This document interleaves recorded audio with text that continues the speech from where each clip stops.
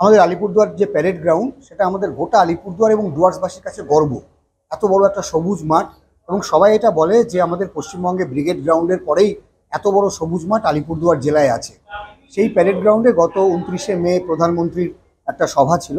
সেই সভার পরেই আমরা দেখতে পেলাম গোটা প্যারেড গ্রাউন্ড তছনছ হয়ে গেছে, এবং প্যারেড গ্রাউন্ডে পরপর 3টে হেলিপ্যাড এমনভাবে কংক্রিট দিয়ে তৈরি করা হয়েছে যে সেই হেলিপ্যাড বর্তমানে ওঠানো যাবে না বলে ওয়াকিবহাল মহল বা অনেকে বলছে। আর তাছাড়াও প্যারেড গ্রাউন্ডের মাঝখান দিয়ে হেলিপ্যাড থেকে যে বড় রাস্তা করা হয়েছে পেভার্স ব্লকের, সেগুলোও প্রায় একদম পার্মানেন্ট স্ট্রাকচারের মতন। এবং এই পরিস্থিতিতে একদিকে পুরো মাঠে জল জমে আছে, একদিকে মাঠে প্রায় হাজার হাজার ট্রাক বেড ম্যাটেরিয়াল ফেলা হয়েছে, সবুজ প্রায় নষ্ট, এবং ওখানকার ইকোসিস্টেম যেটা মাঠের থাকে সেটাও পুরোপুরি ধ্বংস হয়ে গেছে। এই অবস্থাতে সমস্ত স্থানীয় মানুষ, আলিপুরদুয়ারের মানুষ, তাদের একটাই বক্তব্য যে বিভিন্ন রাজনৈতিক দল অনুষ্ঠান করুক, তাতে কোনো আপত্তি নেই, সাংস্কৃতিক অনুষ্ঠান হোক, রাজনৈতিক অনুষ্ঠান হোক, কিন্তু অনুষ্ঠান শেষে মাঠটা যত তাড়াতাড়ি আগের অবস্থায় ফিরিয়ে দেওয়া হোক। কিন্তু বর্তমানে আমরা প্রায় লক্ষ্য করলাম যে 1 সপ্তাহ 1.5 সপ্তাহ পার হতে চললো, প্যারেড গ্রাউন্ডের পরিস্থিতি ভয়ানক। এই নিয়ে অনেকে অনেক রকম কথা বলছে, কিন্তু আমি শুধু একটাই এই বিধানসভায় বলতে এসেছি যে আমাদের চারিদিকে সবুজ বাঁচাও অভিযান চলে। কিছুদিন আগে বিশ্ব পরিবেশ দিবস 5ই জুন হয়ে গেল, সেইখানে দাঁড়িয়ে আলিপুরদুয়ারের প্যারেড গ্রাউন্ড, যেটা আপনারা অনেকেই দেখেছেন কলকাতা থেকে গিয়ে, যে এত বড় সবুজ মাঠ, সেই মাঠটা কিন্তু প্রায় এখন এই মুহূর্তে পুরোপুরি বেহাল, এবং মাঠ আদৌ আগের অবস্থায় ফিরবে কিনা সেটা কেউ বলতে পারছে না। ফলে এই নিয়ে আমরা রীতিমতন শঙ্কিত। একদমই তাই, কারণ এই মাঠ নিয়ে কিছুদিন আগেই আলিপুরদুয়ারের যত পরিবেশপ্রেমী এবং স্বেচ্ছাসেবী সংগঠনের প্রতিনিধিরা, তারা সবাই মাঠে উপস্থিত হয়েছিলেন, সেখানে আমিও ছিলাম।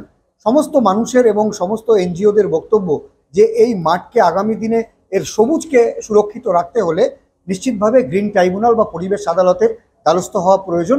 ফলে তাদের প্রত্যেকের যে সম্মান বা চিন্তাধারা, সেটাকে মর্যাদা দিয়ে আমি এবার কলকাতায় এসে পরিবেশবিদদের সঙ্গে আরও বিস্তারিত আলোচনা করে পরিবেশ আদালতের দ্বারস্থ হওয়ার সিদ্ধান্ত নিয়েছি।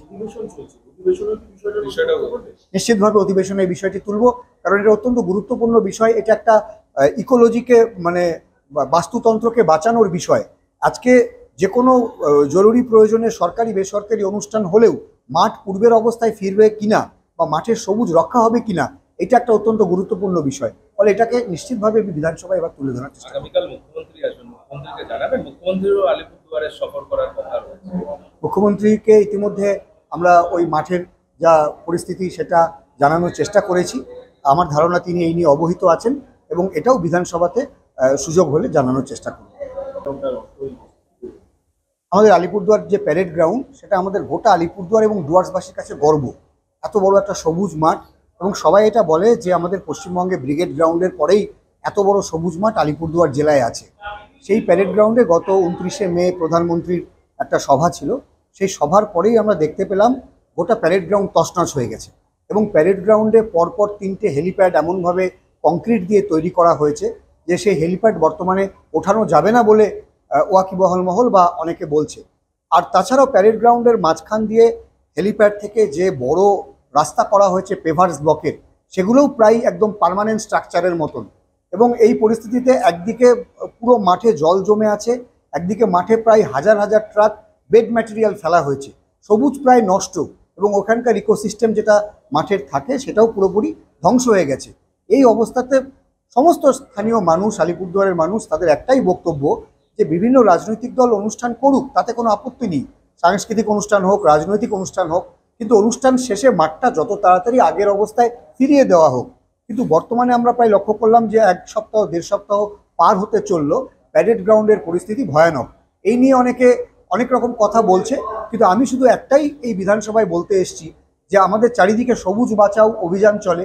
কিছুদিন আগে বিশ্ব পরিবেশ দিবস 5ই জুন হয়ে গেল, সেইখানে দাঁড়িয়ে আলিপুরদুয়ারের প্যারেড গ্রাউন্ড, যেটা আপনারা অনেকেই দেখেছেন কলকাতা থেকে গিয়ে, যে এত বড় সবুজ মাঠ, সেই মাঠটা কিন্তু প্রায় এখন এই মুহূর্তে পুরোপুরি বেহাল, এবং মাঠ আদৌ আগের অবস্থায় ফিরবে কিনা সেটা কেউ বলতে পারছে না।